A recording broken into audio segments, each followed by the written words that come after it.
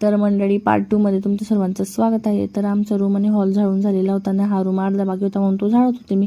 आता फक्त बाल्कनीच बाकी आहे। तर रोज झाडू पोछा करून पण खूपच धूळ होते मंडळी।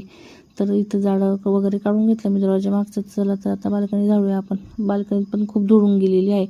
तर आम्ही बाल्कनी डायरेक्ट धुतो, पण आज मी फक्त झाडतच होती। तर ते स्टीलचे रॉड दिसताय का तिथे चिमणीने इतकं छान घरटं बनवले आहे, ते खूप छान बनवलेलं आहे।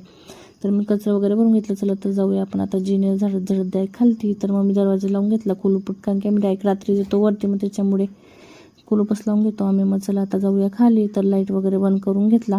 तर मग इथं पायऱ्या झाडत होते मी, तर इथं पप्पा बसलेले होते म्हणून पदर घेतलेला होता डोक्यावर।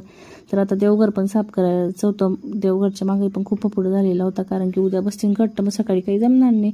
तर पाल होती छोटी म्हणून दादा तिथं ठोकत होते। बाजार म्हटलं पाल हाकलून द्या। तर माझा मिनी ब्लॉग कसा वाटला मंडळी कमेंटमध्ये नक्की सांगा, लाईक करा, शेअर करा। जरा तर भेटू उद्याच्या ब्लॉगमध्ये।